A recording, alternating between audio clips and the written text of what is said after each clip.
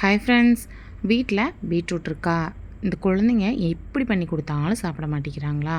அப்போ நீங்கள் இந்த மெத்தடில் ட்ரை பண்ணி பாருங்கள். நல்ல டிஃப்ரெண்ட்டான டேஸ்ட்டில் ரொம்பவும் சூப்பராக இருக்கும். குழந்தைங்க விரும்பி சாப்பிட்டுடுவாங்க. ஸோ கண்டிப்பாக ட்ரை பண்ணுங்கள். இப்போ இந்த கிரேவி நம்ம எப்படி செய்கிறதுன்னு பார்க்கலாம். இது செய்கிறதுக்கு ஒரு மிக்சிங் பவுல் எடுத்துக்கோங்க. அதில் அரை கப் அளவுக்கு சிறு பருப்பு சேர்த்துக்கோங்க. அதாவது பாசிப்பருப்பு சொல்லுவோம் இல்லைங்களா, அந்த பருப்பு. இது கூட அரை கப் துவரம் பருப்பு சேர்த்து நல்லா 2-3 டைம் வாஷ் பண்ணிவிடுங்க. வாஷ் பண்ணிவிட்டு பருப்பு வேக தேவையான அளவு தண்ணி வச்சுக்கோங்க. பருப்பு மூழ்கிற அளவுக்கு தண்ணி வச்சா சரியாக இருக்கும். அதாவது 1 கப் அளவுக்கு தண்ணி வச்சுருக்கேன் நான். ஒரு குக்கருக்கு மாற்றிக்கலாம். தண்ணி ரொம்ப வைக்கணும்னு அவசியம் இல்லை. நீங்கள் 1 கப் வச்சிங்கன்னா சரியாக இருக்கும். இப்போ இதில் நல்லா கொஞ்சம் பெரிய தக்காளியாக நான் ஒரு 3 தக்காளி எடுத்திருக்கேன். அதை ரஃபாக சாப் பண்ணிவிட்டு ஒரு 4-5 விசில் வச்சுக்கோங்க. இந்த அளவு பூவாட்டை வெந்து வந்துடும். இதை மசிச்சு வச்சுக்கோங்க. இப்போ ஒரு மிக்சி ஜாரில் அரை கைப்பிடி அளவுக்கு தேங்காயும் அரை டீஸ்பூன் அளவுக்கு சீரகம் சேர்த்து கொஞ்சமாக தண்ணி சேர்த்து நல்லா ஃபைன் பேஸ்ட்டாக அரைச்சி வச்சுக்கோங்க. இப்போ அடுத்து ஸ்டவ் ஆன் பண்ணி கடாய் வச்சுக்கோங்க. கடாயில் 2 டீஸ்பூன் அளவுக்கு நல்லெண்ணெய் சேர்த்துக்கோங்க. அரை டீஸ்பூன் சீரகம் கூடவே ஒரு கொத்து கருவேப்பிலை சேர்த்து நல்லா பொரிய விட்டுடுங்க. இப்போ ஒரு பெரிய வெங்காயத்தை கொஞ்சம் பொடியாக கட் பண்ணிவிட்டு சேர்த்துக்கோங்க. சேர்த்து இதை நல்லா வதக்கிக்கோங்க.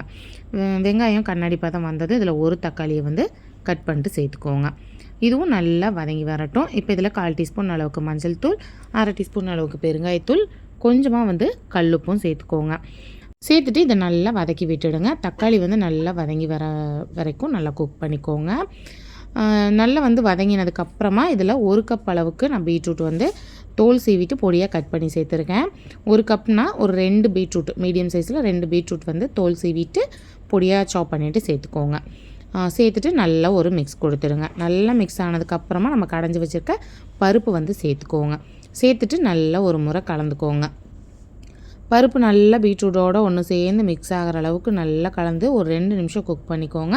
இதில் அரைச்சி வச்சுருக்க அந்த தேங்காய் பேஸ்ட்டை சேர்த்துக்கோங்க. 2 நிமிஷம் குக் பண்ணதுக்கு அப்புறமா தேங்காய் பேஸ்ட்டு சேர்த்துட்டு இது கூட தேவையான அளவு தண்ணி வச்சுக்கோங்க. நான் 2 கப் தண்ணி வச்சுருக்கேன். கொஞ்சம் கிரேவி மாதிரி இருக்கணும் அப்படிங்கிறதுக்காக நான் 2 கப் தண்ணி வச்சுருக்கேன். தண்ணி சேர்த்து நல்லா கலந்து விட்டுடுங்க. இதில் குழம்பு மிளகாய் தூள் 1 டேபிள் ஸ்பூன் மட்டும் சேர்த்துக்கோங்க. மசாலா சேர்த்து நல்லா ஒரு முறை கலந்து விட்டுடுங்க. ஆல்ரெடி மஞ்சள் தூள், உப்பு இதெல்லாமே நம்ம சேர்த்துட்டோம். ஸோ நல்லா ஒரு தடவை மிக்ஸ் பண்ணிவிட்டு இதை உப்பு செக் பண்ணி பார்த்துக்கோங்க. பத்தலைன்னா கொஞ்சம் போல் சேர்த்துக்கோங்க. இப்போ மூடி போட்டு ஹை ஃப்ளேமில் நல்லா கொதிக்க வைங்க. இந்த அளவு நல்லா தளன்னு கொதித்து வரணும். இந்த ஸ்டேஜில் ஒரு முறை கலந்து வச்சுருங்க. இப்போ நீங்கள் மூடி போட்டு குக் பண்ணுறீங்கன்னா இடையில கலந்து விட்டுடுங்க. அப்படியே விட்டு ஹை ஃப்ளேமில் வச்சு கொதிக்க வச்சோன்னா அடி பிடிச்சிரும். இப்போ மூடி போட்டு மறுபடியும் நான் கொதிக்க வச்சேன். ஒரு 2 நிமிஷம் நல்லா எண்ணெய் பிரிஞ்சு வந்திருக்கு பாருங்கள். இப்போ ஒரு கொத்து கருவேப்பிலை சேர்த்துட்டு ஸ்டவ் ஆஃப் பண்ணிவிடுங்க.